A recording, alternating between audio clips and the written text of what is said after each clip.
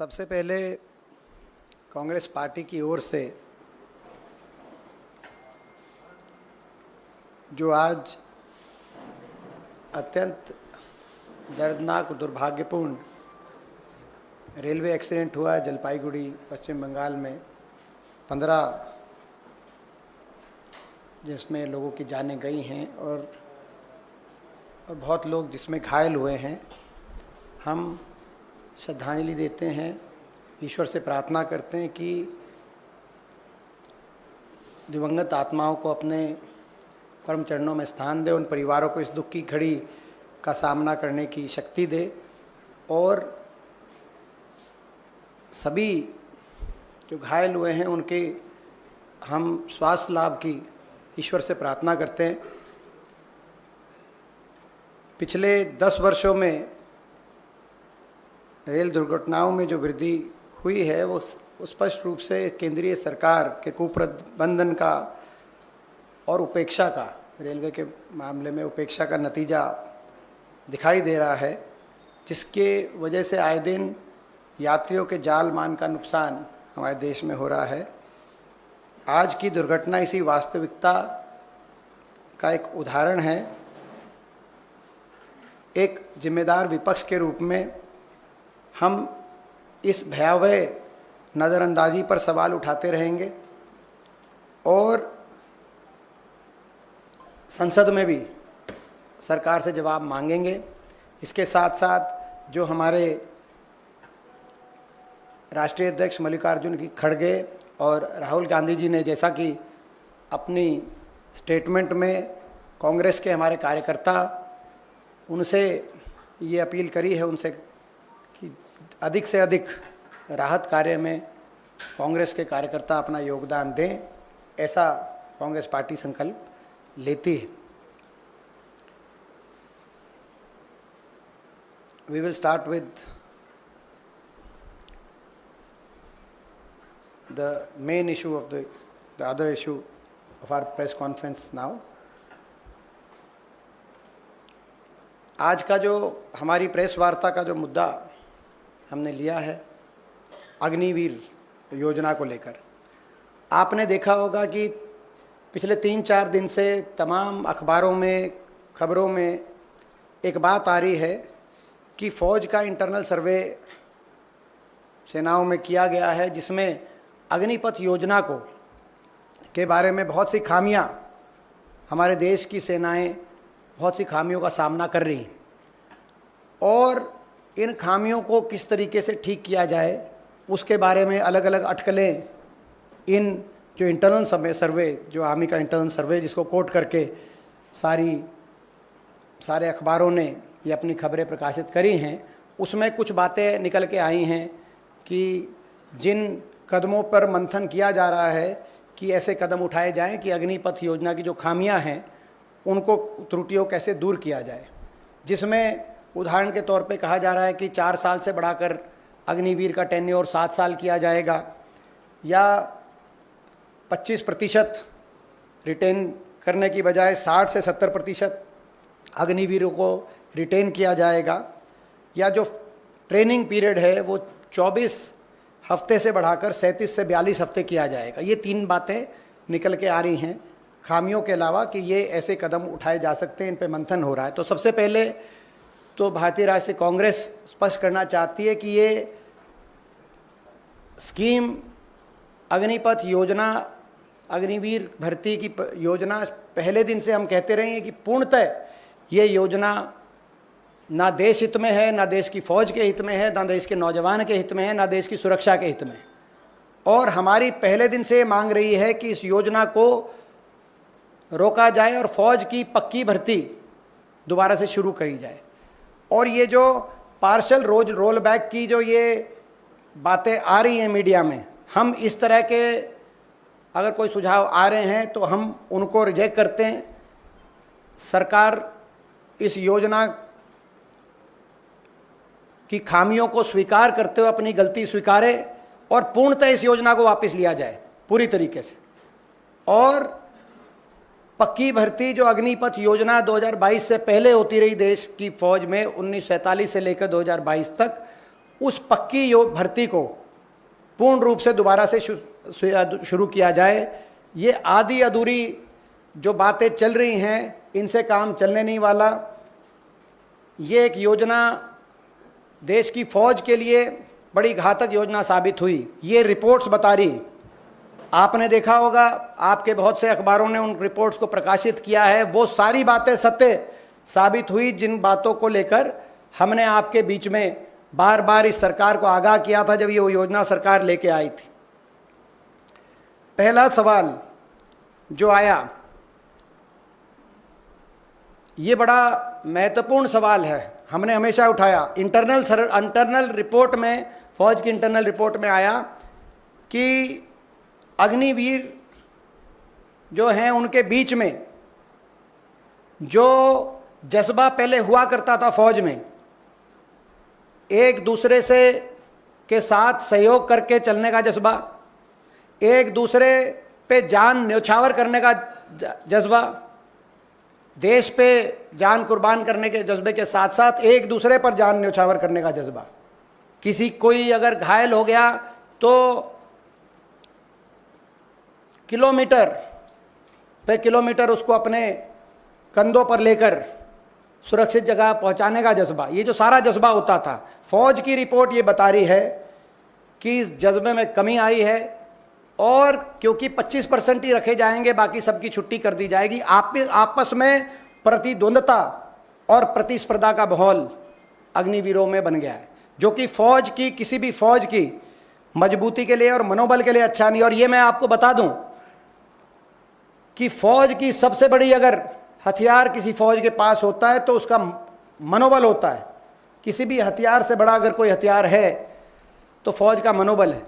और ये अग्निवीर योजना, फौज के इंटरनल सर्वे बता रहे हैं, जैसे सारे अखबारों में आया है, कि उस मनोबल के लिए और उस आपसी तालमेल, भाईचारे की, सहयोग की, आपस में एक दूसरे के लिए मर मिटने की भावना में जो गिरावट आई है, ये सबूत है इस बात का जो हमने शुरू से कहा था कि ये दूरदर्शी सोच के साथ ये योजना नहीं लाई गई।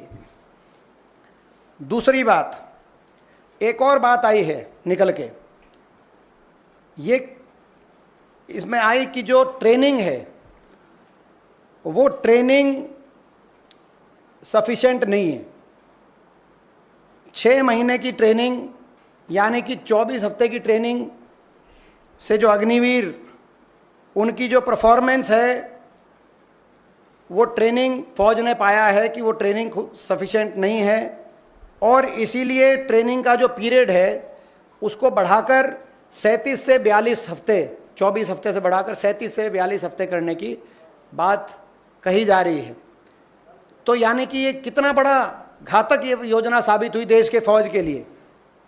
एक तरफ तो पूरी तरीके से ट्रेंड फौजी आपके चीन और पाकिस्तान के बॉर्डर पे खड़े हैं और दूसरी तरफ ऐसे अग्निवीर जिनको पूरी ट्रेनिंग भी नहीं आपने दी, उनको उनके मुकाबले में खड़ा करने का काम आपने किया है। जो आज आपकी देश की फौज का इंटरनल सर्वे ये बता रहा है कि जो ट्रेनिंग की जो बात है, ये ट्रेनिंग की बात कहीं ना कहीं इससे नुकसान हुआ है। देश की फौज भी ट्रेनिंग की क्वालिटी से संतुष्ट नहीं है। ये भी एक गंभीर, बहुत गंभीर प्रश्न है। इसके साथ अगला सवाल जो इस रिपोर्ट्स के माध्यम से आया है कि भारत की लॉन्ग टर्म डिफेंस प्रिपेयर्डनेस को लेकर है। राष्ट्रीय सुरक्षा के लिए देश की फौज की जो भूमिका होती है और उसका जो फौज का जो स्तर होता है उसको लेकर है। जो टेक्नोलॉजी इंटेंसिव सर्विसेज है, ये भी हमने ये पॉइंट आपके बीच में रखा था कि उसमें जो सीनियर टेक्निकल पर्सनल जो फौज को ज़रूरत होती है, अग्निवीर, क्योंकि सभी अग्निवीर के माध्यम से आ रहे हैं, उसमें बड़ी शॉर्टफॉल आ चुकी है फौज में। और ये कहा गया है कि 2035 तक बड़ी भारी शॉर्टफॉल आ जाएगी। जो फौज जिस पे हमें नाज है, यानी कि हर रोज़ ये अग्निवीर योजना उस फौज की साख को गिराने का काम कर रही है। इतनी घातक योजना साबित हुई। ये बताता है कि यानी कि जहाँ पे टेक्निकल ट्रेनिंग की आवश्यकता है पूर्ण अच्छी तरीके से हमारी डिफेंस इक्विपमेंट को हैंडल करने के लिए, वहाँ पर हमने शुरू से ये बात कही थी, वो बात अब इस रिपोर्ट में भी आपके सामने आ चुकी है। और अब कहा जा रहा है कि इन सभी बातों को देखते हुए 2-3 कदम उठाए जाएंगे। जैसे मैंने कहा 4 से बढ़ाकर 7 साल की एक बात आ रही है चर्चा में। 25% जो रिटेन किए जा रहे अग्निवीर उससे बढ़ाकर 60 और 70% रिटेन किए जाएंगे। ये भी एक चर्चा का विषय आया है अखबारों के माध्यम से। और ये ट्रेनिंग को बढ़ाकर, सबसे पहले मैं अपनी बात जो हमने शुरू में मैंने जहाँ से जिस बिंदु से शुरू करी कि इस तरह की जो भी चर्चाएं हैं उनको हम रिजेक्ट करते हैं। अगर ये सुझाव आ रहे हैं इनको हम रिजेक्ट करते हैं। अग्निवीर योजना को हम रिजेक्ट करते हैं। और ये कोई राजनीतिक विषय नहीं है, क्योंकि देश की फौज और देश की सुरक्षा कभी राजनीति का विषय हो ही नहीं सकता। इस देश में कोई भी ऐसा नागरिक नहीं होगा जो ये नहीं चाहेगा कि हमारी देश की फौज मजबूत हो। हमारी देश की फौज दुनिया में सबसे मजबूती से देश की रक्षा करे। देश में कोई भी ऐसा नागरिक नहीं होगा, इसीलिए, और ना ही कोई राजनीतिक दल ऐसा होगा। तो आज इस पूरी तरह स्कीम को स्क्रैप करके पक्की भर्ती को दोबारा से शुरू करें, ये हम मांग इस सरकार से करना चाहते हैं। और आपने देखा भी होगा, चुनावों के नतीजे भी ये दर्शाते हैं, जो राज्य, जो प्रदेश जहां से ज़्यादातर हमारी देश की फौज आती है, चाहे वो उत्तर प्रदेश हो, चाहे वो हरियाणा हो, चाहे पंजाब हो, चाहे महाराष्ट्र हो और चाहे तमिलनाडु, ये ऐसे प्रदेश हैं जहां से हमारे देश, चाहे केरल हो, हमारे देश की फौज का बड़ा हिस्सा इन प्रदेशों से आता है। वहाँ पर आपने देखा होगा लोगों ने भी, केवल देश की फौज ने इसको रिजेक्ट नहीं किया, देश के जनमानस ने भी इस स्कीम को रिजेक्ट करने का काम किया है। और ये हमारा सवाल भी है कि ये योजना ना तो देश की सुरक्षा के हित में पाई गई, ना देश के नौजवान के हित में पाई गई, और ना देश के हित में पाई गई। तो ये योजना लाई कैसे? और ना ही ये भाजपा के घोषणा पत्र में थी। ये कोई भारतीय जनता पार्टी या किसी पार्टी के घोषणा पत्र में नहीं थी। और इसको, योजना को लागू करने की मांग भी देश में कोई नहीं कर रहा था।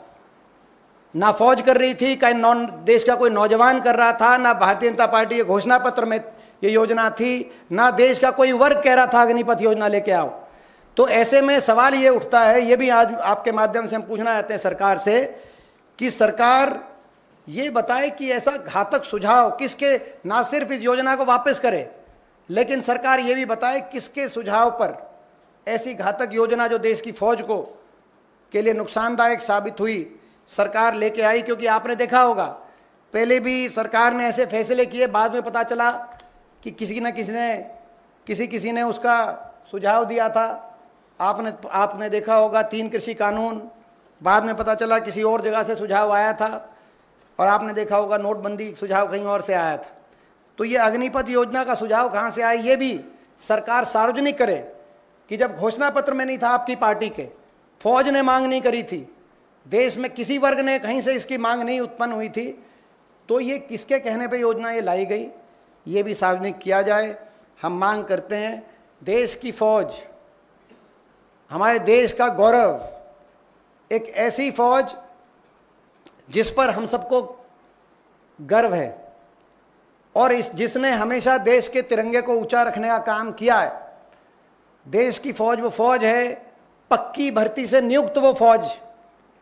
देश के 75 साल के इतिहास में उस फौज पर और फौज की भूमिका पर और फौज के शौर्य पे कोई प्रश्न चिन्ह नहीं लगाया जा सकता। 75 साल में सरकारें किसी भी पार्टी की रही होंगी, मगर तिरंगा हमेशा ऊंचा रहा है। चाहे 71 में इंदिरा जी के नेतृत्व वाली कांग्रेस पार्टी की सरकार के दौरान पाकिस्तान के 2 टुकड़े करके दुनिया के भूगोल को बदलने की बात रही हो, और चाहे 99 में उस समय चाहे एनडीए की सरकार थी, वाजपेयी जी प्रधानमंत्री थे, उस समय करगिल के चोटियों पर पाकिस्तान का शीश झुकाने की बात रही हो, देश की फौज ने, पक्की भर्ती से नियुक्त फौज ने हमेशा तिरंगे को ऊंचा रखा था।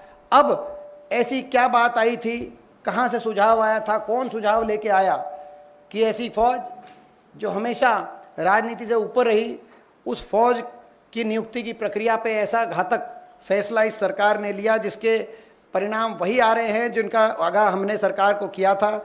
ये हम सवाल पूछना चाहते हैं। इसमें एक दृष्टि है इसको लेकर, ये तो फौज का इंटरनल सर्वे है, फौज में जो खामियां देखी जा रही हैं, मगर दूसरी तरफ इसका दुष्परिणाम देश के नौजवान को जो भुगतना पड़ रहा है वो एक अलग अपनी जगह है। सबसे पहले जो अग्निवीर हैं, और इसीलिए हम कह रहे हैं 60-70% का क्या है, जो 30-40% रह जाएंगे, क्या वो अपनी छाती पे गोली नहीं लेना चाहते देश के लिए, और क्या उनको शहीदी का दर्जा आप नहीं दिलवाएंगे? इसीलिए हमने कहा कि पूरी 100% पक्की भर्ती होनी चाहिए, 60-70% का कोई मायने नहीं, पहली बात। दूसरी बात, जो रुचि कम हुई है देश के नौजवान में भर्ती के प्रति, वो पूर्णतः सरकार की ये विफलता, इस नीति की विफलता है। देश के नौजवान में देशभक्ति की कमी नहीं है, लेकिन आज तमाम उन राज्यों में जहाँ से फौज आया करती, वहाँ के स्टेडियम गांव के खाली हो गए, सड़कें गांव की खाली हो गई। नहीं तो सुबह 4-5 बजे उठकर जो रेस दंड बैठक लगाने के लिए होड़ लगा करती थी हमारे नौजवान में, देशभक्ति की भावना से लेस कि अपने देश के लिए मैं बॉर्डर पे जाके देश के लड़ूंगा, आज उन राज्यों में देश के बॉर्डर के लिए लड़ने की तो होड़ कम हो गई, और डंकी के रास्ते अमेरिका के बॉर्डर कूदकर अमेरिका जाकर हरियाणा जैसे प्रदेशों में ये स्थिति आ गई है। आप अंदाज़ा लगाएं, हरियाणा में, मैं एक ही प्रदेश का उदाहरण दूंगा, हर साल 5,500 की पक्की भर्ती होती थी हमारे प्रदेश में, अब केवल 900 अग्निवीर लिए जा रहे हैं, जिसमें से 200 पक्के किए जाएंगे, 250, बाकी घर आ जाएंगे। हाँ, 5,500 की पक्की भर्ती, और कहाँ 250 पक्के किए जा रहे हैं। जहाँ देश के लिए अपनी जान कुर्बान करने का जहाँ जज्बा था जिस नौजवान में, आज वो अपनी जान की कुर्बानी की बाजी लगाकर डंकी के रास्ते, पनामा के जंगल से होते हुए अमेरिका का बॉर्डर क्रॉस करने की वहाँ का नौजवान सोच रहा है। ये स्थिति ला दी इस सरकार ने। आपने देखा होगा कि एक रिपोर्ट भी आई हरियाणा के नौजवान को लेकर, जिसमें रिपोर्ट में कहा, इंडिया एम्प्लॉयमेंट रिपोर्ट 2024, जिसमें कहा कि 55% पढ़े लिखे नौजवान हरियाणा प्रदेश के, हरियाणा से बाहर रोज़गार का सपना लिए हुए बाहर जाने के प्रयास में है या जा चुके। तो ये स्थिति बन गई। इसके लिए जिम्मेदार तो इसका एक पहलू फौज की में जो खामियां हैं, जो इसका जो रिपोर्ट्स में है, और दूसरा पहलू हमारे नौजवान के अरमानों पे को जो चकनाचूर करने का काम किया गया, देश का नौजवान उसकी देशभक्ति की भावना पे जो चोट पहुंचाने का काम किया गया, दूसरा पहलू वो है। और इसका तीसरा पहलू और अंतिम पहलू, देश की फौज के प्रति जो देश की सरकार का रवैया रहा है जब से सरकार आई है, उस पर प्रश्न चिन्ह लग रहे हैं।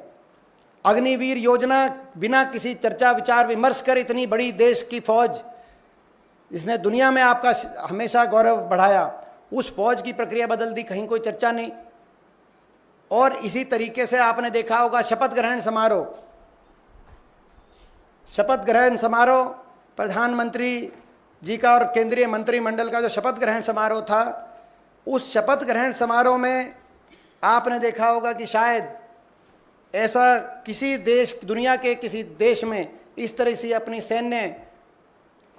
अपनी सेनाओं का इस तरह का अपमान कभी नहीं किया गया होगा कि 5वीं और 6ठी पंक्ति में CDS को और तीनों सेनाओं के अध्यक्षों को वहाँ पे जगह मिली, जबकि अगली पंक्तियों में देश के उद्योगपति, देश के अभिनेता, बिजनेसमैन और धनाढ़ श्रेणी के लोग अगली पंक्तियों में बैठे थे। ये कैसा देश का सम्मान है, कैसा देश की फौज का सम्मान है, ये कैसी देशभक्ति है। मैं आखिरी बात करके अपनी बात समाप्त करता हूं, फिर आप प्रश्न ले सकते हैं, आपके प्रश्न ले सकते हैं। ये देश की सरकार को, ये हम देश की सरकार को मैं चेतावनी देना चाहता हूं कि ये देश जय जवान, जय किसान और जय संविधान का देश है। इसको जय धनवान का देश हम नहीं बनने देंगे। देश में मजबूत विपक्ष है और दोबारा से कान खोल के ये सरकार सुन ले, ये जय जवान, जय किसान और जय संविधान का देश है। इसको हम जय धनवान का देश नहीं बनने देंगे। देश की सेना के अध्यक्षों की जो का मान सम्मान है वो केवल उन्हीं सेनाओं का नहीं है, प्रत्येक देशवासी का मान सम्मान है। उनका इस तरह का अपमान को हम स्वीकार नहीं करेंगे और अपनी मांग हमारी उस पर हम कायम हैं। जब ये संसद का सत्र आएगा, संपूर्ण विपक्ष इंडिया गठबंधन एकता से लड़ाई लड़ेगा और अग्निपथ योजना को वापस करा के ही दम लेगा। अब आपके प्रश्न। सवाल इसका ये है कि क्या भर्तियां निकल कम रही हैं, लोगों का रुझान कम है इसको लेकर? इसमें दोनों ही बातें जो आपने कहा, जैसे मैंने उदाहरण दिया हरियाणा का, ये हर प्रदेश का आंकड़ा हमारे पास उपलब्ध है और पूरे देश का भी आंकड़ा उपलब्ध है कि ना सिर्फ संख्या घटाई गई है, जैसे हरियाणा में हर प्रति वर्ष औसतन 5,500 पक्की भर्ती 1947 से लेकर और 2020 तक, जब कोविड में 2 साल की ब्रेक आई और उसके बाद ये अग्निपथ योजना की 5,500 पक्की भर्ती की जाती थी हरियाणा से। अब वहीं हरियाणा प्रदेश से केवल 923 अग्निवीर लिए गए, जिसमें से केवल 200 को पक्का किया जाएगा। तो जब इतनी संख्या में गिरावट आई है तो निश्चित तौर से आज आप कोचिंग सेंटर्स को जाके देखिए, आप महेंद्रगढ़ में देखिए, रेवाड़ी में देखिए, रोहतक में देखिए, भिवानी में देखिए, ये पूरा इलाका जहाँ से जिन जिलों से हमारे देश की फौज में सबसे बड़ा योगदान हरियाणा देता है, हर 10वां सैनिक हरियाणा से है और बाकी प्रदेशों में भी। आप चूरू झुंझुनू देखिए राजस्थान में, तो ये जो आप पंजाब में देखिए, तो उन जो कोचिंग सेंटर्स थे वो खाली हो गए हैं या उनकी संख्या पहले के मुकाबले बहुत कम रह गई है वहाँ पे प्रैक्टिस करने वालों की। तो ये आप अंदाज़ा लगा सकते हैं कि सरकार की नीति के दुष्परिणाम चारों चौतरफा हैं। सर, जिस व्हाट्सएप की बात आप कर रहे हैं, सरकार उस पर मना कर रही है कि टेन्योर जो है 7 साल बढ़ाने के और 60% जो है उसको आगे अस्थायी करने की जो बात करी है, सरकार ने उसको मना कर दिया। देखिए, ये सरकार में राजनाथ सिंह जी होंगे, उन्होंने कहा कि इस पे विचार कर रहे हैं, आत्ममंथन कर रहे हैं। राजनाथ सिंह जी अब वो जो है सरकार में, तो उनके पास सरकार की ओर से ही अधिकृत जवाब उनका माना जाए। बाकी भारतीय जनता पार्टी क्या कहती है उनको आपस में इस बात को। राजनाथ सिंह जी ने क्या कहा, पहली बात, और केवल राजनाथ सिंह ही नहीं, मैं कहता हूं कि भारतीय जनता पार्टी के जो बाकी जो सहयोगी दल हैं, जनता दल यूनाइटेड और एलजेपी चिराग पासवान और राष्ट्रीय लोक दल जयंत चौधरी, इन लोगों के क्या इस मामले को अग्निपथ योजना पर लेके इनका क्या स्टैंड रहा था, आप देखिए। सारे इनके सहयोगी दल, इनके स्वयं रक्षा मंत्री ये कह रहे हैं कि इस पर हम मंथन कर रहे हैं, यदि बदलाव की ज़रूरत होगी तो उस पर विचार किया जाएगा, ये भी उन्होंने कहा। तो इसीलिए हमारी बात है। एक और बात में एक पहलू रह गया था, अग्निपथ योजना से प्रतिवर्ष ये सरकार बचत जो करने की, जिसकी वजह से ये योजना लेके आई कि पेंशन नहीं देने पड़े, 1 रैंक 1 पेंशन की इन्होंने बात करी थी। रेवाड़ी में रैली कर वहाँ से शुरुआत हुआ था 2014 के कैंपेन का, और 1 रैंक 1 पेंशन का वायदा किया गया था। अब ये 9 रैंक 9 पेंशन पे आ गई बात, 9 रैंक 9 पेंशन। और 9 रैंक 9 पेंशन में एक साल में 1054 करोड़ रुपए की बचत हो रही है। 1054 करोड़, 1054 करोड़ की बचत का मतलब है प्रति वर्ष जितना सरकार अपने प्रचार पे खर्च रही है, अखबारों और इलेक्ट्रॉनिक मीडिया में ऐड देने पर, उससे भी कम का बचत। सरकार थोड़ी ऐड पे अपनी कम खर्चती तो सेना को बचा लेती, लेकिन सेना को कच्चा करके सरकार ने उस बजट को, उतना ही बजट हर प्रतिवर्ष अपने प्रचार पे खर्च रही है सरकार। तो जिम्मेदार विपक्ष की भांति हम प्रश्न ना उठाएं, तो आप बताइए क्या करें। कोरोना का टीका बनाने वाली कंपनी से इन्होंने जो चंदा लिया, अब चंदा ही ये ले रहे थे तो चंदों से काम चला लेते। सरकार का पैसा अपने प्रचार के लिए उतना ही खर्च कर रही है जितना अग्निपथ से बचत कर रही है फौज में। देश के करोड़ों नौजवानों के सपनों को तो ना तोड़ते, देश की फौज के मनोबल को तो कमजोर ना करते। जिस तरह से आपने कहा कि लोकसभा में इसको हम उठाएंगे, हो सकता है कि आपको इस बार भारतीय जनता पार्टी का सहयोग मिले, क्योंकि झुंझुनू से भारतीय जनता पार्टी के प्रत्याशी सुखचरण चौधरी ने कल कहा कि हमारी हार सबसे बड़ा कारण, जो हमारी सीटें कम आई है, सबसे बड़ा कारण अग्निवीर योजना का था।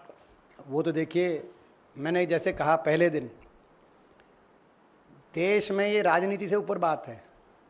कोई पार्टी, कोई दल, कोई नागरिक ये नहीं चाहता कि देश की फौज कमज़ोर हो। सब चाहते हैं देश की फौज मजबूत हो, देश की फौज का मनोबल अच्छा हो।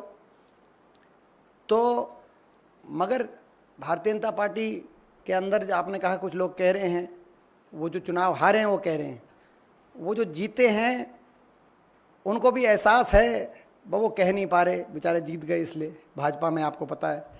लेकिन अगर कुछ लोग कह रहे हैं तो अच्छी बात है। जन भावना है ये, और ये जन भावना है, कोई हमारी भावना नहीं, कांग्रेस पार्टी की भावना नहीं है, ये देश की जन भावना है। आप लोग भी अभी जब नीचे हमसे बात करेंगे कहेंगे कि ये तो सही बात, तो ये देश की जन भावना है। जन भावना को स्वीकार करे सरकार और अग्निपथ योजना को पूरी तरीके से वापस ले और पक्की भर्ती दोबारा शुरू करे, अपनी गलती को माने। दीपेंद्र जी, सर, एनडीए में शामिल जेडीयू ने खुल करके ये अग्निवीर की समीक्षा की मांग की, तो जिस तरह से आप लोग कह रहे हैं कि इसको बंद किया जाए और वापस पुरानी भर्ती बहाली की योजना शुरू की जाए, क्या इसको लेकर कांग्रेस, जेडीयू, एलजेपी, आरएलडी जैसी पार्टियां, टीडीपी इनसे संपर्क करेगी, बातचीत करेगी कि अग्निवीर के मसले पर कम से कम ये कांग्रेस के स्टैंड का समर्थन करे? इसको लेकर क्या कांग्रेस की कोई रणनीति है? रणनीति, जो भी संवैधानिक रास्ते हमारे पास उपलब्ध हैं, उस हर रणनीति से इस योजना को वापस करके देश में पक्की भर्ती दोबारा शुरू कराने के लिए कांग्रेस पार्टी नेतृत्व देगी। मैं ये भी एक आपको स्पष्ट कर दूं कि यदि इस योजना को वापस करके फौज के लिए अगर किसी ने आवाज़ उठाई है पक्की भर्ती दोबारा शुरू होने की, तो सर्वप्रथम राहुल गांधी जी ने, और लगातार उन्होंने इस योजना की कमियां भी सरकार को गिनवाई, बार बार मांग भी करी, और ना सिर्फ अग्निपथ को लेकर उन्होंने, मगर जो बहुत से ऐसे लाखों की संख्या में, आपको पता है, ऐसे नौजवान जिनको पक्की भर्ती के माध्यम से जो चयनित हो गए थे फौजी, आपको पता है ना, उसका 1.5-2 लाख फौजी जो चयनित हो गए नौजवान, उनको ज्वाइनिंग नियुक्ति नहीं मिली क्योंकि अग्निपथ योजना आ गई। वो पक्की भर्ती में क्योंकि चयनित हो गए थे 2019-20 के। राहुल गांधी जी ने उनके लेकर भी, उनके अधिकारों को, उनके भविष्य को लेकर भी यदि किसी ने आवाज़ उठाई है तो माननीय राहुल गांधी जी ने उस बात को उठाया। तो कांग्रेस नेतृत्व देगी इस मुद्दे को, और इसकी वापसी के लेकर हम सरकार से जो है सरकार पे दबाव बनाएंगे। दीपेंद्र जी, मेरा सवाल ये है, चूंकि अब आप भी लोकसभा में आ गए हैं और 18वीं लोकसभा का पहला सत्र कुछ दिनों में शुरू भी होगा। अग्निपथ योजना को लेकर कई सारी ऐसी राजनीतिक पार्टियां जो फिलहाल एनडीए में हैं और खुद बीजेपी के कुछ सांसद भी सवाल उठा रहे हैं, ऐसे में क्या पहले ही सत्र में लोकसभा के अंदर नियम 267 के तहत चर्चा कराने और उसके बाद इस मुद्दे पे वोटिंग हो, इस बात को लेकर कांग्रेस पार्टी या इंडिया गठबंधन इंसिस्ट करेगी, ताकि ये पता चल सके कि सत्ता पक्ष में से जो लोग वाकई में अग्निपथ योजना वापस करवाना चाहते हैं वो लोग आप लोगों के साथ हैं या नहीं? अजय जी, ये भी एक अच्छा सुझाव है, और ये भी मैंने जैसे कहा कि जो हमारे पास तमाम रास्ते उपलब्ध हैं जिसको लेकर दबाव बनाया जाए सरकार पे, उनमें से एक ये भी है। और हमारी जो संसदीय दल के कोर ग्रुप की जो बैठक होगी और जो हमारा जो रणनीति बनेगी वो आपके सामने हम स्पष्टता से रखेंगे, मगर हर उस रास्ते पे विचार किया जाएगा जिसको अख्तियार करके हम सरकार पे दबाव बना सके, इंक्लूडिंग 267। हुड्डा जी, मेरा सवाल आपके राज्य से है। जिस दिन रिजल्ट आया तो उसके बाद आपने कई सारे स्टेटमेंट दिए, कहा कि आप 46 सीटों पे आपकी पार्टी आगे है, 47% आपका वोट शेयर है। आपको लगता है कि 46 सीटें पर्याप्त हैं 90 की विधानसभा में आपकी सरकार बनने के लिए? वो जो डाटा का आप बार बार जिक्र करते हैं वो बहुमत के आंकड़े से सिर्फ 1 नंबर ज़्यादा है। धन्यवाद आदे जी। देखिए, मैं हरियाणा इस आपके माध्यम से सभी तमाम हरियाणा वासियों का बहुत बहुत धन्यवाद करता हूं कि हरियाणा वासियों ने जिस तरीके से दिल खोल करके कांग्रेस पार्टी का साथ और समर्थन दिया इस चुनाव में, लोकसभा चुनाव में एक बहुत बड़ी कांग्रेस पार्टी की जीत हुई है हरियाणा के अंदर, और इसके लिए सभी हरियाणा वासी धन्यवाद के बधाई के पात्र हैं। मुझे खुशी है इस बात को कहते हुए कि देश में इंडिया गठबंधन को 28 प्रदेशों में जो अलग अलग वोट शेयर मिला, सबसे अधिक वोट शेयर इंडिया गठबंधन तो कांग्रेस पार्टी को 47.6% हरियाणा में जो मिला, ये तमिलनाडु, केरल, कर्नाटक जैसे दक्षिण के राज्य, क्योंकि ये उन लोगों को भी जवाब है जो दक्षिण उत्तर की बात भारतीय जनता पार्टी वाले करते थे। तो हरियाणा में 47.6% देश के 28 राज्यों में इंडिया गठबंधन को मिलने वाला सबसे ज़्यादा वोट शेयर ही नहीं था। अगर तमाम राज्यों में अगर वोट अपस्विंग देखें पिछली बार के मुकाबले में कितना वोट प्रतिशत बढ़ा, तो कांग्रेस पार्टी का सबसे ज़्यादा 19.7% अगर वोट कहीं बढ़ा देश में तो हरियाणा के अंदर बढ़ा। इस बात का भी हमें गर्व है। 28 राज्यों में सबसे ज़्यादा वोट शेयर बढ़ना, वोट शेयर में वृद्धि, ये अपने आप में एक तस्वीर बता रही है। हरियाणा में 1984 के बाद ये सबसे ज़्यादा मत प्रतिशत इस चुनाव में मिला है।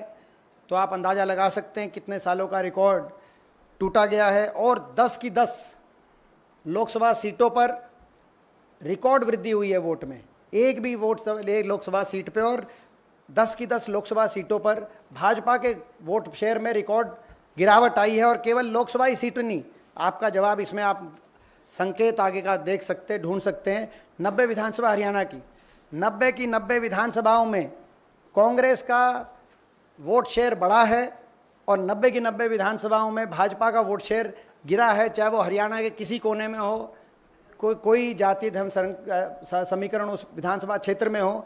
तो ये पैन हरियाणा का एक संकेत आप अंदाज़ा इसका लगा सकते हैं।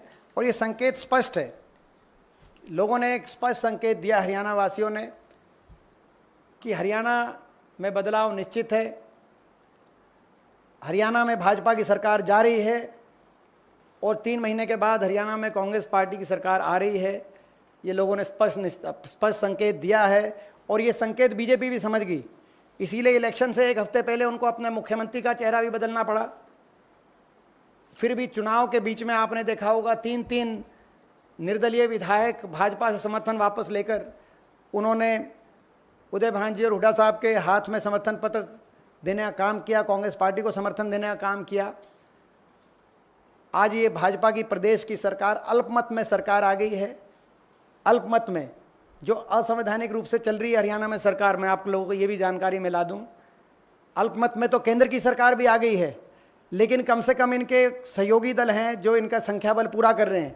हरियाणा में तो सहयोगी दल के साथ गठबंधन भी टूट गया है। ये 42 विधायकों की सरकार है, जिसके साथ गठबंधन था वो भी टूट गया है। और जिसके साथ गठबंधन किया था दुष्यंत चौटाला की जेजेपी पार्टी, वो बीजेपी के साथ गए। इतना लोगों को इस बात से तकलीफ हुई कि उनकी नोटा से भी कम वोट आई हरियाणा में उस पार्टी की 10 सीटों मिलाकर। तो कहने का मतलब ये है कि हरियाणा में पिछली बार हम मात्र 10 सीटों पे आगे थे। अब मैं आपके प्रश्न का जवाब 10 सीटों पे आगे थे, लेकिन जब चुनाव हुआ और भाजपा थी 79 सीटों पे भाजपा की बढ़त थी, विनीत जी को भी याद होगा 79 सीटों पे भाजपा की बढ़त थी। इसलिए बीजेपी ने 75 पार का नारा दिया था, जैसे यहाँ 400 पार के दे दिया। लेकिन वो जब 3 महीने बाद चुनाव आया तो वो 79 से घट के 40 पे आ गए और कांग्रेस 31 पे आ गई। और भाजपा वालों ने कहा, जब उन्होंने सवाल पूछा कि भाई ये इतना कैसे गिरावट आ गई 3 महीने में, तो बोला कि हम जो है हम प्रधानमंत्री के चेहरे पे जो चुनाव लड़ रहे थे। तो अब तो जब उनका चेहरा था तो तब भी हमारी सीट ज़्यादा है, हम 46 पे हमारी बहुमत आई है, हम आगे हैं, हमारा वोट शेयर भी ज़्यादा है। उन्हीं को हरियाणा वासियों ने रिजेक्ट करने का काम किया। मैं बधाई देना चाहता हूँ राहुल गांधी जी को राहुल गांधी जी की जो भारत जोड़ो यात्रा, वो भारत जोड़ो यात्रा हरियाणा में जब आई, उसी दिन से ये स्पष्ट हो गया था कि हरियाणा वासियों ने रुख बना जब आई उसी दिन से ये स्पष्ट हो गया था कि हरियाणा वासियों ने रुख बना लिया था कि हरियाणा वासी कांग्रेस पार्टी का साथ देंगे, और इसीलिए इन लोकसभा चुनावों में भाजपा को करारी हार देने का हमने काम किया है। दीपेंद्र जी, मोहित शुक्ला हूँ। मेरा सवाल आपके पहले विषय से है जिसको आपने उठाया, ट्रेन एक्सीडेंट को लेकर। केंद्र सरकार ने, अगर हम आज के समय में देखें, 1 लाख किलोमीटर का रेल नेटवर्क है पूरे देश में। केंद्र सरकार ने 2027-28 के लिए 34,000 किलोमीटर में कवच को लगाने का निर्णय लिया है कि 2027-28 तक 34,000 किलोमीटर में कवच लगाया जाएगा, जबकि 2022-23 के आंकड़े ये कहते हैं कि कुल 2,000 किलोमीटर के लिए ही केंद्र सरकार ने कवच लगाने के लिए अब तक पैसा दिया है। तो जिस तरीके से सेना के बजट में कटौती हो, अग्निवीर योजना हो, और ठीक उसी तरीके से रेलवे की सुरक्षा और बजट में कटौती किस ओर इशारा करती है? ये इशारा इस तौर कर रही है कि ये भाजपा हमारे देश के प्रजातंत्र को देश में प्रचार तंत्र की ओर धकेलना चाह रही है कि बजट काटो, और वो बजट अपने प्रचार में, मैंने जैसे कहा कि अग्निपथ योजना में जितनी सेविंग कर रहे हैं फौजियों की पेंशन काट के, उससे ज़्यादा अपने हर साल प्रचार में कर रहे हैं खर्च। तो ये प्रजातंत्र नहीं, प्रचार तंत्र की तरफ ये भाजपा की नीति रही है। और ये रेलवे की जो आपने बात करी, ये भी ज्वलंत उदाहरण है कि लगातार ये जो एक्सीडेंट्स हो रहे हैं पूरे देश में, ये दर्दनाक, दुखदाई हैं, और ख़ास तौर पे ये पीड़ादायक इसीलिए हैं कि भारतीय जनता पार्टी बड़े बड़े इश्तिहार निकालती है। अगर कुछ रेल में कोई एक डब्बा भी बन जाए तो उस डब्बे का भी एडवर्टाइज़ करने का काम करती है, लेकिन हकीकत जो आपके साथ जो आज आंकड़े बता रहे हैं कि कवच योजना केवल 2,000 किलोमीटर के लिए, जबकि कहा गया कि हम 34,000 किलोमीटर के लिए लाएंगे योजना, और 2,000 किलोमीटर का बजट दिया गया। तो हकीकत में और मार्केटिंग में बहुत फ़र्क अंतर है, जिसका खामियाजा सभी यात्रियों को अपनी जान माल को गवा के करना पड़ रहा है। देश की सरकार को इस पे जवाब देना चाहिए। दीपेंद्र सर, मेरे 2 सवाल हैं सर। एक पहला सवाल ईवीएम को लेकर है। जिस तरह से लगातार आप लोग सवाल खड़े कर रहे थे, कल एलोन मस्क का भी बयान आया, जो न्यूज़ रिपोर्ट आप लोगों की तरफ से कोट की गई थी, अब उनका क्लैरिफिकेशन आ गया है और उन्होंने बोला है कि ये गलत इन्फॉर्मेशन थी, कोई OTP की रिक्वायरमेंट नहीं होती है। EC ऑफिशियल की तरफ से भी ये बता दिया गया है कि ये फेक न्यूज़ थी। तो क्या कांग्रेस पार्टी का अब स्टैंड है, क्योंकि आप लोगों ने यही न्यूज़ रिपोर्ट जो थी वो कोट की थी?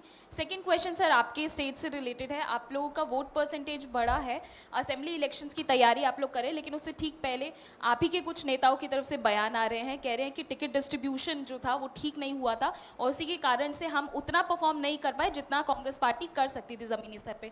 किरण चौधरी, कुमारी शैलजा, ऐसे कई नेताओं के बयान आए हैं सर।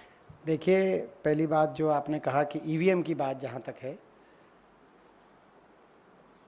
हमारी पार्टी का एक स्टैंड रहा है, हमारे नेतृत्व का इस पर एक बड़ा स्पष्ट स्टैंड रहा है कि चुनाव की किसी भी प्रजातंत्र, ख़ास तौर पे देश जो हमारा दुनिया का सबसे खूबसूरत प्रजातंत्र है, उसमें चुनाव प्रक्रिया की साख पे प्रश्न चिन्ह नहीं उठने चाहिए।